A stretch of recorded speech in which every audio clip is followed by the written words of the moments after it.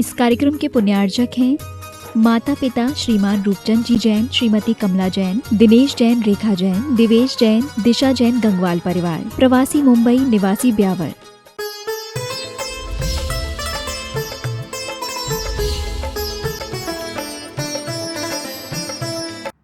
आचार्य भगवान 3 बार प्रतिदिन इस स्वयंभू स्तोत्र का पाठ करते हैं। अभी भी बहुत सारे मुनिराज हम लोग सब पाठ करते हैं, 1 बार तो कम से कम होता ही है।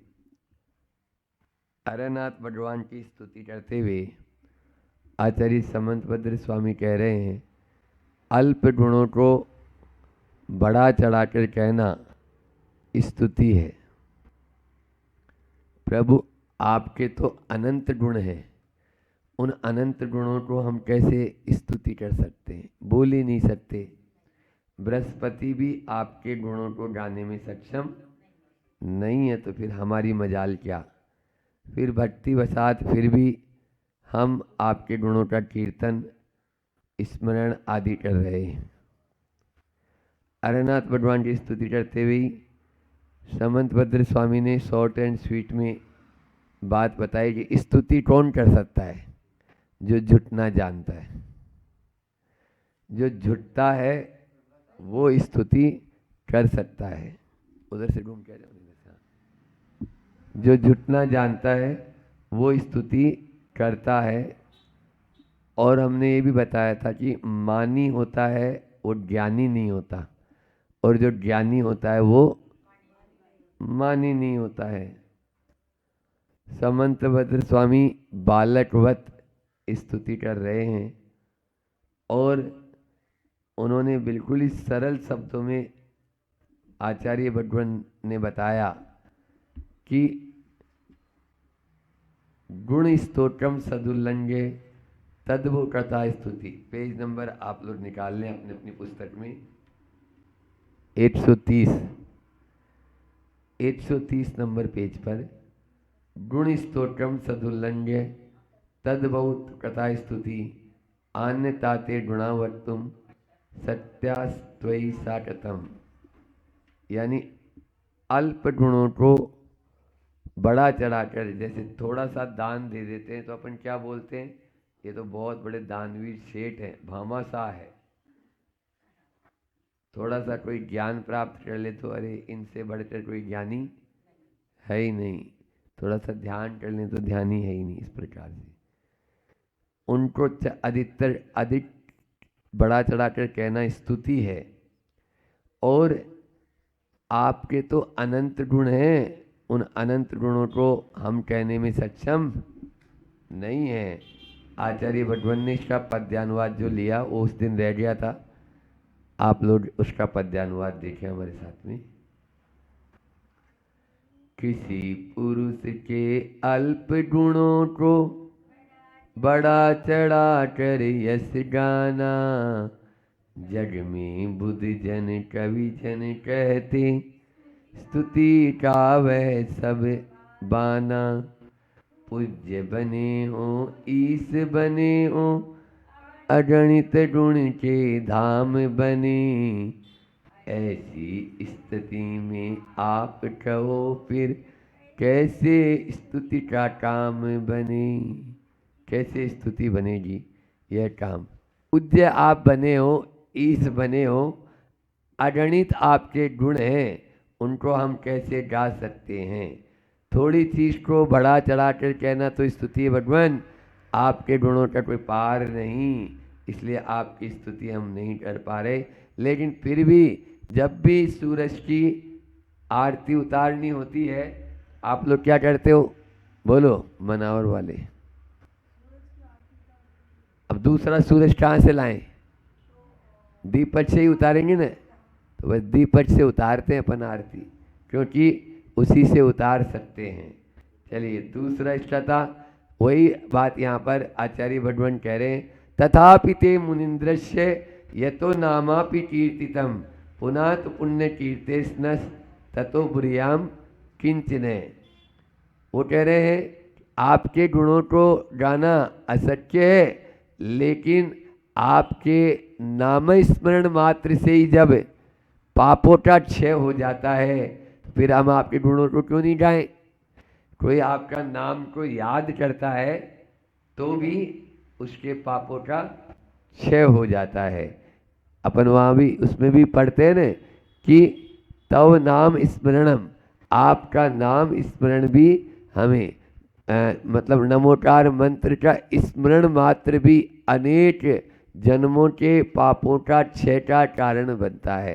फिर हम आपकी स्तुति क्यों न करें? वही यहाँ पर आचार्य भगवान ने पद्यानुवाद में लिखा है, यद्यपि मुनीश्वर की स्तुति करना रवि को दीपक दिखलाना, तदपि भक्ति वश मचल रामन कुछ रहने को अनजाना, तथा अल्प भी जो तव यश का भविष्यवा गुण गान करें, सुचितम बनता क्यों ना हम फिर तब तुति रस का पान करें। जो सुचितम करता है, जो शुद्ध करता है, उसका पान क्यों नहीं करें? जरूर करेंगे।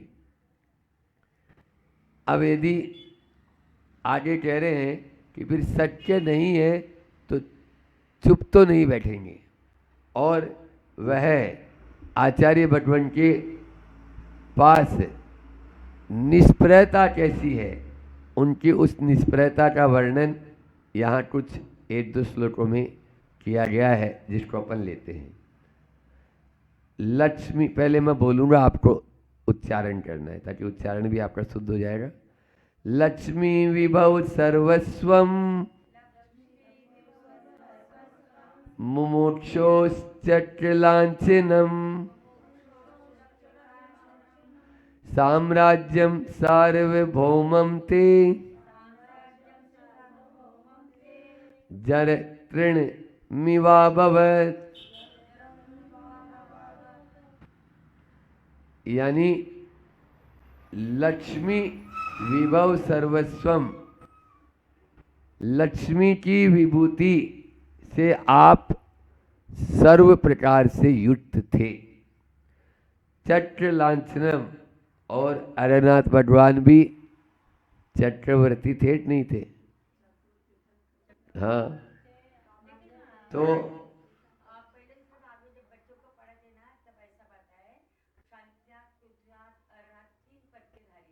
अभी आप थोड़ा सा चक्रवर्ती थे, है ना? चक्रवर्ती वो चक्र लांछन है ना उनका, अरनाथ भगवान का सुदर्शन चक्र का चिन्ह। फिर सार्वभौमम, समस्त पृथ्वी संबंधी समस्त भूमि आपके साम्राज्य था। तीन मतलब यानी पूरी की पूरी मध्य लोट 6 खंड के अधिपति। चक्रवर्ती कब बनते? जब 6 खंड के अधिपति होते हैं। फिर मुमुक्षो, मोक्ष की इच्छा रखने वाले आप थे। और इतना सब कुछ होने के बाद भी आपने क्या किया? जर तृणम इव अभवत, वो सारा का सारा वैभव आपने तृण के समान त्याग कर दिया। तृण भी कौन सा? बिल्कुल चारा, तो फिर भी काम आ जाएगा न गैया के। मतलब जर यानी पुराना जीर्ण शीर्ण, जिसको कोई भी काम में आप नहीं ले सकते। न वो कोई आपको पेपर बनाने काम आ सकता है, न कोई लुड्डी बनाने काम आ सकता है। ऐसा जो तृण है, इस प्रकार से आपने उसको लक्ष्मी को छोड़ दिया। ये कब छोड़ सकते हैं? जब मुमुक्षु बनेंगे। रमेश जी, अभी तो बुभुक्षु बने हैं। क्या बने? भुट्टुम इच्छति इति बुभुक्षु, खाने की इच्छा रखे वो बुभुक्षु, और मोक्ष की इच्छा रखे वो मुमुक्षु। आप लोग मुमुक्षु है या बुभुक्षु है? अच्छा, और खाने की इच्छा नहीं रखते?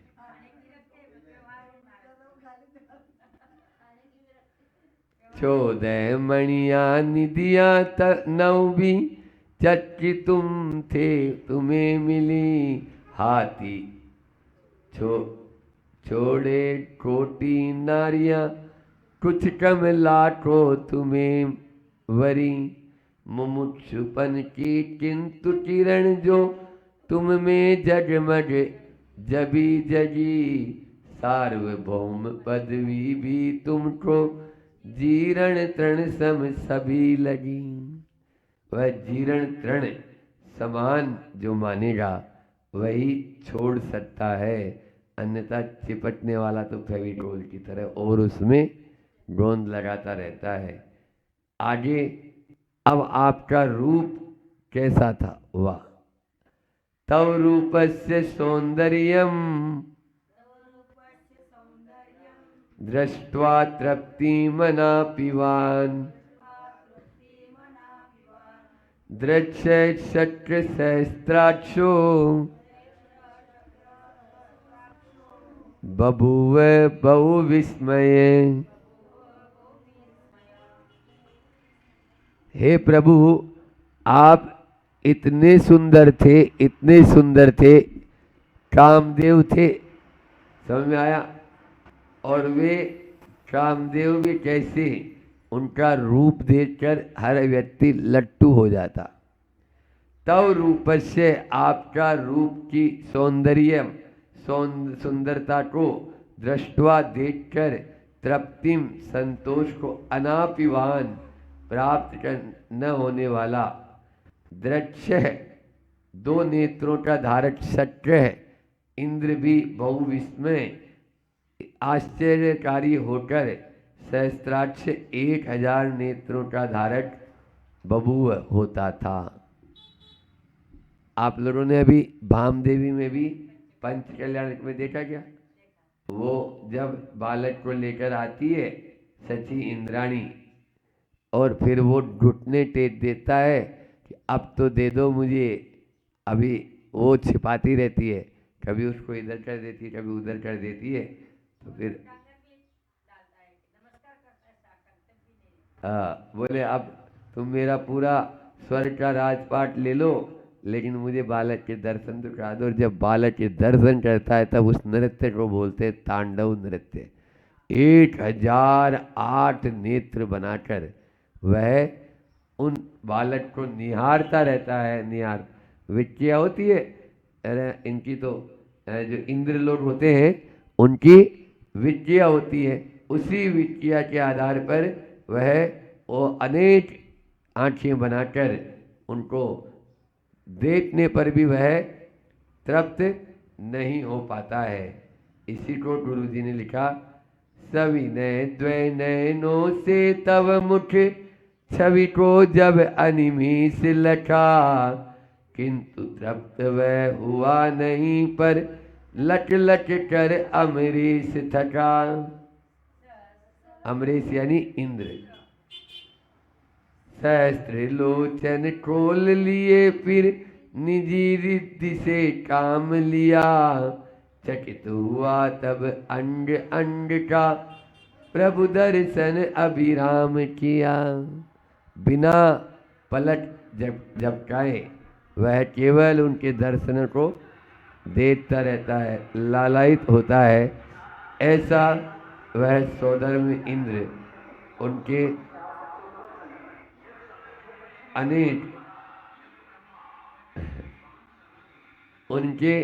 अनेक रूप बनाकर दर्शन करता है। अब अगली कारिका में, अब आप हे धीर, आप परिसों को जीतने वाले, लिखा हुआ है ना, त्वया धीर है, धीर संबोधन देते, आओ आप तो धीर हैं, परिसों से विचलित नहीं होते। ऐसे हे अरनाथ जिनेन्द्र, त्वया आपने पापह पाप रूप तथा कसाय भट्ट साधन कसाय रूप योद्धाओं की सेना से सहित मोह रूपो रिपु, रिपु यानी शत्रु, मोह रूपी कर्म रूपी शत्रु को दृष्टि संपत उपेक्षा अस्त्रेय सम्यक दर्शन सम्यक ज्ञान सम्यक चारित्र रूपी शस्त्रों के द्वारा पराजित कर लिया। यदि आप मोह रूपी भट्ट को जीतना चाहते हो तो रत्न त्रय को धारण करो। प्रवचन सार में आचार्य कुंद भगवान ने यही बात कही कि आप जो है यदि दुख परिमोक्षम सामान्यम तम सामान्यम अंगीकारम करोति, सामान्य को अंगीकार करो। श्रवण बने बिना कभी भी दुख से छुटकारा नहीं मिल सकता और मोह से छुटकारा भी तभी मिलेगा, अन्यथा हम जोड़ते चले जाएंगे, छोड़ने की बात तो आती ही नहीं है। उस मोह रूपी भट्ट को उन्होंने इसी आधार पर जीता। आचार्य भगवान का पद्यानुवाद है, मोह रूप रिपु भूप पापिका बाप तापिका कारके, कसाई में सेना का चालक चेतन निधि का हारके, समचित चारित भेद ज्ञान में कर में खर तर भार लिया, किया वार निज मोह शत्रु पर धीर आपने मार दिया। मोह मल्ल, इसको मल्ल भी बोलते हैं, क्या बोलते हैं? मोह मल्ल को मारकर फाड़ा उसका गाल, ऐसा गुरु जी ने यहाँ पर लिखा है। हाँ, तो मोह रूपी योद्धा को जीतने के लिए सम्यक दर्शन, सम्यक ज्ञान और सम्यक चारित्र, जब तक ये तीनों नहीं होंगे, यह तलवार है, तलवार। इस तलवार को धारण करके ही उस मोह पर, क्योंकि वो मोह क्या है? पाप का बाप। क्या है? पाप का बाप है लोभ, बोलते हैं ना, लोभ पाप का बाप बठाना, इसके चक्कर में ना आना। थोड़ा सा भी 10वें गुण स्थान तक सूक्ष्म लोभ, ये 10वें तक चला गया, समझ में? लेकिन मोह को छोड़ना, तो मोह मिथ्यात्व, मोह हमारी मोहनीय कर्म, हाँ वो भी मोहनीय कर्म है, लेकिन मोहनीय कर्म जब तक समन को प्राप्त नहीं होगा तब तक हमारी दृष्टि सही नहीं होगी, मिथ्या दृष्टि ही कहलाएंगे। दो है, एक चारित्र मोहनी और एक दर्शन मोहनी है। तो चारित्र मोहनी की 4 प्रकृतियां कौन कौन सी? अनंतानुबंधी, क्रोध, मान, माया, लोभ। और दर्शन मोहनी की 3 प्रकृतियां, मिथ्यात्व, सम्यक मिथ्यात्व और सम्यक प्रकृति। ये 7 प्रकृतियां जब तक आप उपशम 6 या 6 उपशम नहीं करेंगे तब तक आप सम्यक दर्शन की प्राप्ति होगी क्या? 3 काल में नहीं होगी। अब ये अलग बात है, आप उनका 6 नहीं कर पा रहे अभी, तो उपशम तो कर सकते हैं, उपशम नहीं तो अभी 6 उपशम है वर्तमान में, तो इसलिए 6 उपशम अपना करें। तो ये जो है इन तीनों प्रकृतियों का आज तक जिन्होंने किया वो भी इसी आधार पर किए हैं। और वो दर्शन मोहनीय जो है वो अपने मिथ्यात्व, ये इसमें भी 2 भेद हो गए, बोलो कौन कौन से? एक रहित मिथ्यात्व और एक अरहित मिथ्यात्व। अब सबसे पहले हम अरहित नहीं तो रहित मिथ्यात्व को तो छोड़े, जो हमने एडॉप्ट कर लिया, बाहर से पकड़ कर बैठ गए, उसको तो छोड़े। फिर अंदर में भीतर में कर्म है, वह मिथ्यात्व प्रकृति कर्म, वह छूटेगा जब तक उसका समय मान लीजिए जब आएगा तब, लेकिन पुरुषार्थ करें। और उसके लिए आपको चारित्र मोहनीय दे दिया। चारित्र मोहनीय कहता है ए क्या कर रहा है? अपनी कसाई को कम कर। आपने यदि 6 महीने से ज्यादा कसाई रख ली तो क्या होगा? अनंतानुबंधी बन जाएगी, और वह अनंतानुबंधी हमको हमेशा के लिए घातक करती रहेगी। इस प्रकार से एक कारिका और ले लेते हैं, फिर आपका समय भी। अब वो मोहनीय कर्म है, उसका फल क्या है, उस फल को लेते हैं अपन, ठीक है। कंदर्पस्यो दरो दर्पस त्रिलोक्य विजयार्जित हृपयामास तम धीरे त्वयि प्रतिहतोदये। त्रिलोक्य विजयार्जित है, 3 लोक की विजय से उपार्जित कंदर्पस्य, कंदर्प बोलते हैं कामदेव को। कामदेव के उदर है उत्कट बहुत भारी दर्प है, गर्भ ने धीरे धीर वीर जो त्वयि आपकी विजय में प्रतिहतोदय सन खंडित प्रसर को तम कामदेव को रेपियामास लज्जित किया था।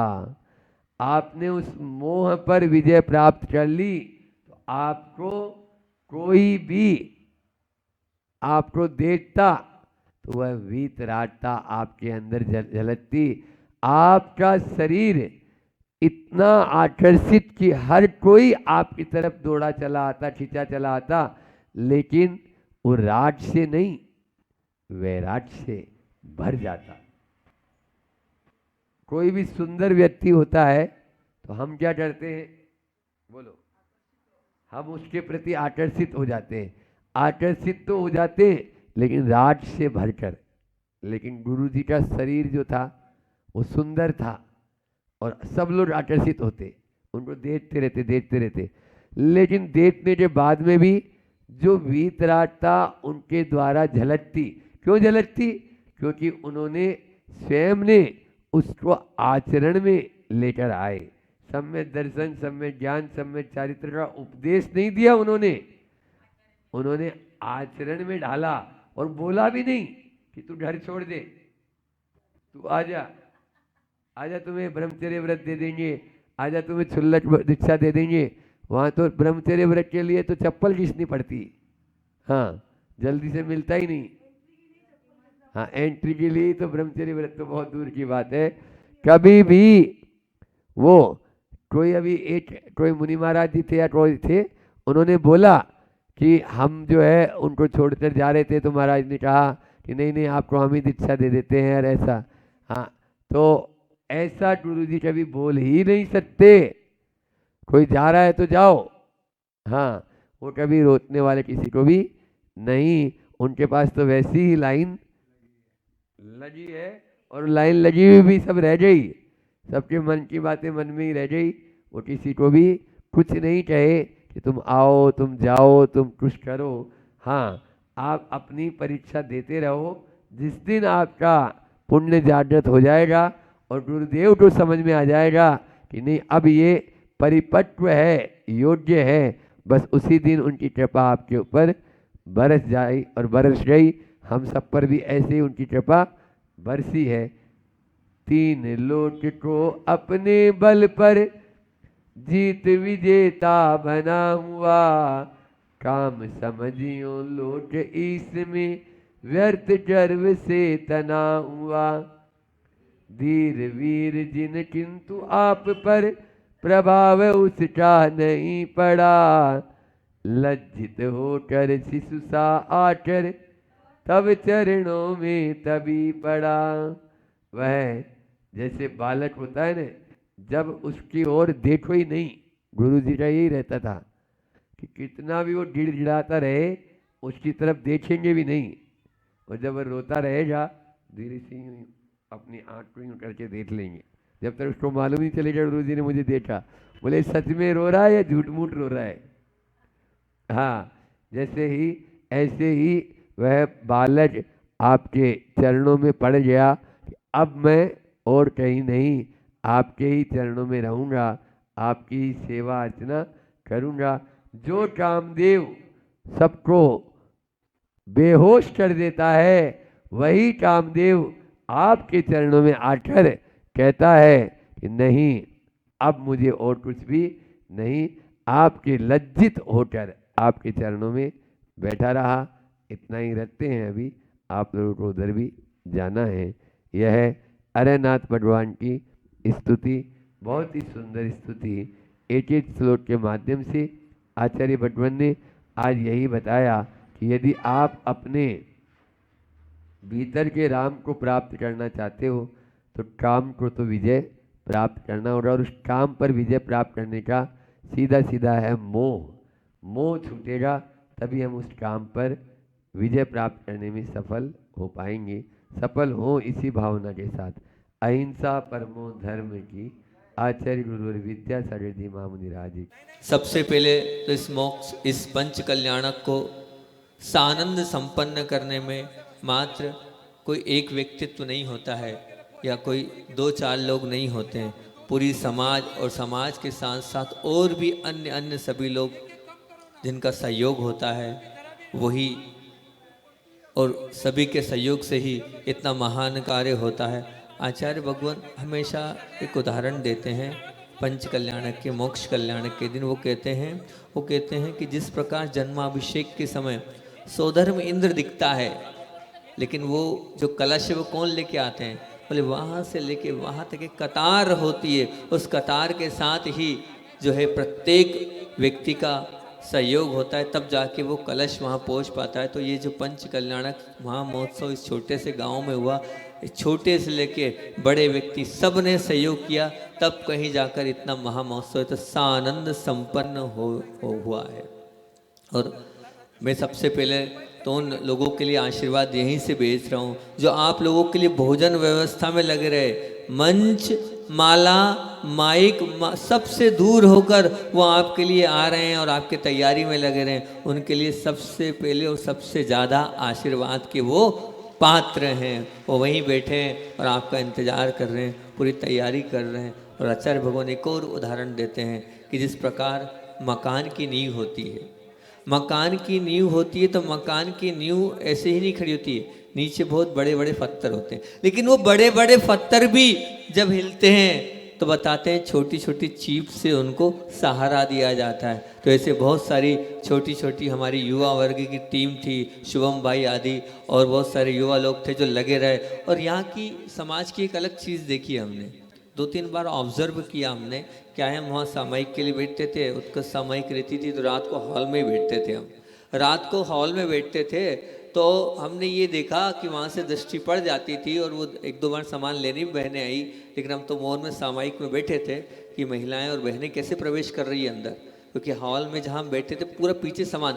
तो यहाँ युवा वर्ग को काम करते तो हमने रात में देखा है 10-10, 11-11 बजे तक। लेकिन यहाँ की बालिका मंडल को भी हमने रात को 10-10, 11-11 बजे तक कार्य करते देखा। ये पहली बार ऐसे भाव देवी में देखा। ऐसे ही मंदिर में सफाई की बात थी तो सफाई में भी हमने देखा कि पूरी बहनों की आवाज़ आ रही है। मतलब यहाँ की जो बालिका मंडल है वो भी बहुत एक्टिव है। और बालिका मंडल ने जो चीफ का काम किया है इस पंच कल्याणक महामहोत्सव को सानंद संपन्न करने में। एक बात ध्यान रखना, आपके इस कार्यक्रम के सारथी के रूप में रथ चलाने का जो काम किया है वो किसने किया है? बाल ब्रह्मचारी विनय भैया ने सारथी के रूप में खड़े हुए और वो रथ चलाया है। वो रथ ऐसा चला कि वो निर्विघ्न रूप से चलता चला गया। विनय भैया ने हम लोगों की बात मानकर यहाँ आकर पंच कल्याणक में अपना जो प्रतिनिधित्व दिया उसके लिए हम बहुत बहुत बहुत बहुत आशीर्वाद है। और ऐसा है, रथ जो है बिना हेल्पर के नहीं चलता, तो हेल्पर के रूप में कौन थे? तात्या भैया थे। लगे रहे दिन रात, सुबह से लेकर शाम तक पूरी मेहनत। पहले आ गए, पहले भी आपका पूरा कार्य उन्होंने किया। हर किसी भी चीज़ में उनकी डिक्शनरी में ना नहीं है।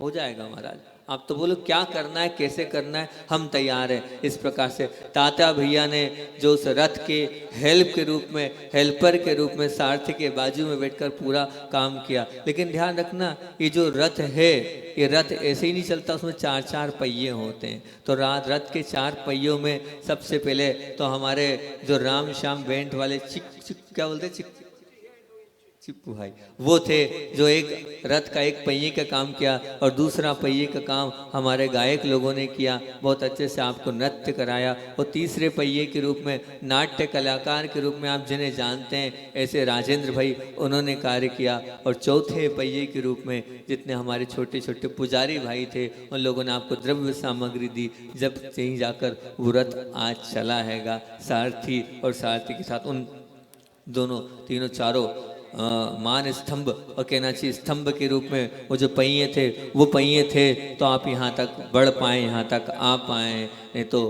कार्य तो होते हैं लेकिन कार्य में बिना सहयोग के कुछ नहीं होता। एक बात और आपको बोल दूं कि छोटा होकर भी बड़ा काम करके भाव देवी के समाज ने एक इतिहास को रच दिया।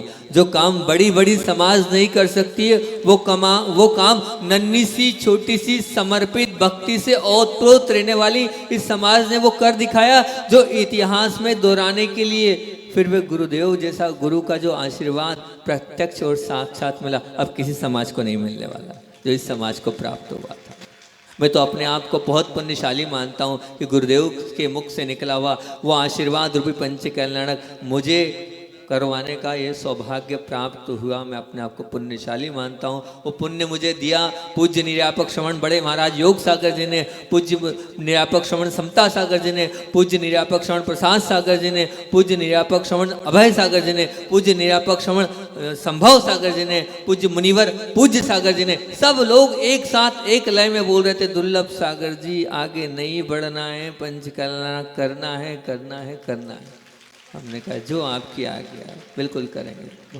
बिल्कुल लग रहा था छोटी सी समाज है, क्या पंचकल्याण करें, लेकिन ठीक है गुरुदेव का आशीर्वाद है और सब बड़े महाराजों ने कहा है। लेकिन जब यहाँ गोलू भाई कलम से बोल रहे थे, हमारे गोलू ब्रह्मचारी जी हैं, महाराष्ट्र के हैं, तो उन्होंने कहा महाराज जी बुंदेलखंड में जैसा पंचकल्याण होता उतना उत्साह उतनी भीड़ देखकर ऐसा लगा कि इस महाराष्ट्र में भी बुंदेलखंड आ गया है। वास्तविकता में लगा माहौल देखकर, उत्साह देखकर, और यहाँ पर जो रात को राजेंद्र भाई की कला आपको जो बिल्कुल पुलकित और सजग आपको उन्होंने बनाए, कुशल कलाकार के रूप में उन्होंने बहुत मेहनत करी हैगी। और हम तो इतना ही कहते हैं कि समय अपना बहुत कम है और हमें आगे भी करना, आगे के भी भगवान को विराजमान करना और काम भी करना है, यहाँ से जुलूस को भी लेना है। लेकिन भगवान तो मुक्त हो गए, एक बहुत बड़ा कार्य जो सालों से आपका अटका था उसको आप लोगों ने किया। पर पंच कल्याण के बाद सबका हिसाब आप कर रहे हो, सबकी विदाई में सबको लिफाफा दे रहे हो। देंगे भी आप, अध्यक्ष जी आए थे, किसको कितना देना महाराज जी आदेश तो करो। बिल्कुल आप सबको चार्ज दोगे, पर हमने दोनों ने इतनी मेहनत करी, हमको भी तो कोई चार्ज दो। कहाँ गए अध्यक्ष जी, कहाँ गए बाकी और लोग, कहाँ गए सब, अब दिख ही नहीं, उधर प्रतिमा में लगे हैं। वो हमें भी चार्ज चाहिए। हाँ विधानाचार्य भी वही राजेंद्र जी हैं, तो अब वो चार्ज हमको दोनों को भी चाहिए, ऐसे फ्री में थोड़ी, इतनी मेहनत करा रहे हो, है ना, रथ का काम कर रहे। ठीक है दोपहर में उनसे चार्ज ले लेंगे, क्योंकि बिना चार्ज के तो हम भी नहीं जाएंगे। जब सबको लिफाफा दे रहे हो तो हम भी लिफाफा लेंगे, बिना लिफाफा के यहाँ से बढ़ने वाले नहीं है। उस मेहनत का कुछ अधिकार हमारा ही बनता है। अगर आपको लगता है हमने मेहनत करी है तो बस मेहनत में एक बुराई छोड़ना है और एक अच्छाई ग्रहण करना है, और कुछ नहीं चाहिए हमें। हमारी दुकान तो आप कुछ ऐसा ले लो हमारी दुकान से जो आपके जीवन के पुण्य को घटाए और आपके जीवन को ऊपर उठाए, जिससे आपके जीवन में शांति आ जाए। हम तो चाहते हैं आपकी दुकान, हमारी दुकान में से जो है वो किस प्रकार की दुकान है हमारी दुकान में पुण्य की घटाओं को लाकर आपके जीवन में शांति और सुख की वर्षा कराने वाली हम चीज़ें बेचते हैं। तो हम चीज़ें आपको यही देंगे। अभी युवा वर्ग नहीं है, पूरों को अब दोपहर में ही बिठाएंगे। हम जहाँ जाते हैं अंतिम दिन हमारा वही उसी पर पूरा प्रवचन होता है कि अभिषेक, पूजन, रात्रि भोजन, स्वाध्याय और 4 दिन के लिए शुद्ध आहार की बात आप लोग ने तो ध्यान रखना। आपने बहुत किया, लेकिन अगर गुरु की बात नहीं मानी, तो किया तो है, इतना बड़ा पंचकल्याण कर लिया, इतना सारा दान दे लिया, लेकिन अगर गुरु की बात नहीं मानी तो वो सब निरर्थक हो जाएगा। आज नहीं कभी अभी कर लेंगे, कहानी सुनोगे वो आपके जीवन की कहानी है, लेकिन वो कहानी आपको मैं बाद में सुनाऊंगा कैसी वो कहानी है जिससे आपके अंदर सचमुच में करने के भाव हो जाएंगे। वो सद्गुण, वो आपकी सच्ची संपदा है, वही आपके साथ जाने वाली है। आज पुण्य से मिला है, सदुपयोग कर लो। पुण्य से मिले इन आँख, हाथ, पैर, मन, इनको पाप में मत लगाओ। 24 घंटे पुण्य के लिए कितना लगे हो, अगर लगे हो कि नहीं लगे हो उस पर आप विचार करना। जैसे आप किसी से पैसा लेते हो तो उसी को पैसा देते हो। भगवान की भक्ति और धर्म के कारण ही आपको सब कुछ मिला है, तो उस मानव पर्याय उससे मिली है, उसका जिससे लिया उसको दिया। तो अब बस आपको भी भगवान के निमित्त से धर्म के निमित्त से, भगवान की भक्ति के निमित्त से मिला है, तो अब कितना आप उनको वापस लौटा पा रहे हो, इस पर चिंतन और विचार करना। धर्म के मामले में नहीं कर सकता, देखता हूँ, होगा तो कर लूँगा, प्रयास करूँगा, कोशिश करूँगा, मुझसे नहीं होता है, ऐसा बोलकर, ऐसा सोचकर आप अपने साथ बुरा कर रहे हैं, स्वयं के साथ बुरा कर रहे हैं। जीवन में गुरु को मानते हो तो गुरु की बात टालना मत, नहीं तो पाप का अटल रिश्ता फरिश्ता बनकर आएगा, घुमाना नहीं तो संसार में हमेशा घूमते रहोगे। जिन्होंने गुरु को घुमाया है उसका संसार में घूमना कभी कम नहीं हुआ है, ध्यान रखना। उसका एक बहुत अच्छा उदाहरण है, दोपहर में उसका उदाहरण दूंगा, जो मेरे साथ जीवन में बिल्कुल घटा था। बात नहीं मानी और क्या दुष्परिणाम भुगतना पड़ा, अगर रहा अनुकूलता तो बताऊंगा, ध्यान रखना। गुरु बोल रहे हैं तब भी आप नहीं मान रहे हैं, तो आप कितने दुर्भाग्यशाली हैं। हम आपसे पैसा, धन, संपदा मांग नहीं, बस आपके जीवन को अच्छा और सच्चा बन जाए उसके लिए बोल रहे हैं। यहाँ की समाज ने जो प्रेम दिया, भक्ति करी, हर कार्य को करके दिखाया, कभी किसी कार्य में ना नहीं किया, उसके लिए हमारा पूरा पूरा आशीर्वाद है। हमसे अगर कुछ बोलने में त्रुटि हो गई हो, कुछ बोलने में गलती हो गई हो, तो पूरी समाज से हम क्षमा याचना करते हैं। कुछ बोलने में आ गया हो तो हम क्षमा चाहते हैं। और सभी लोगों को, चाहे भोजनशाला वाले हो, चाहे वो महावीर भाई हो, चाहे शुभम भाई हो, राजेंद्र जी हो, रवीन जी हो, गज कुमार जी हो, सौधर्मेंद्र, कुबेर आदि सबको, बम्बई वाले आए, महायज्ञ नायक हैं, माता पिता, चाहे वो कहाते परिवार वाडोना वाला हो, सब हमारे साथ में रहने वाले, दीपक भाई, ऋतिक भाई, गोलू भाई, अमित भाई, सभी, पंकज भाई, चाचा, जो भी हो, तात्या भाई, सब के लिए हमारा पूरा यहाँ के युवा वर्ग, बालिका मंडल, महिला मंडल, सबको, यहाँ की जुझारू कार्यकर्ता, सरपंच महोदया, उनके लिए भी, सबके लिए आशीर्वाद। इस जो आप लोगों ने यहाँ इतना छोटे से गांव में भी इतना बड़ा कार्य करके दिखा दिया और लोगों को बता दिया कि हम छोटे नहीं हैं, हम भले ही दिखने में छोटे हैं लेकिन हम एक साथ मिलकर बहुत बड़ा बड़ा काम करने की सामर्थ्य रखते हैं। आज जब से मैं आया हूँ बार बार निवेदन एक ही चीज़ का हो रहा है, कल रात को भी एक ही चीज़ का निवेदन, परसों भी आए गज कुमार, एक ही चीज़ का निवेदन। हम जाएंगे और नौ उदित आचार्य भगवंत बन रहे हैं समय सागर जी, उनसे एक ही निवेदन करेंगे कि बस आपका चतुर्मास चाहिए और कुछ नहीं चाहिए। हमने कहा कोई बाधा नहीं है, हम अर्जी आपकी, मर्जी उनकी, हम तो क्या, जितनी भरी चाबी राम ने उतना चले खिलौना, हमारा क्या, हम तो पुनः आने को तैयार है। आपकी भक्ति रहेगी तो पुनः वापस से भी आ जाएंगे इस भाम देवी में, हमारी तरफ से कोई मना नहीं। सबको आशीर्वाद अभी इतना ही रखते हैं।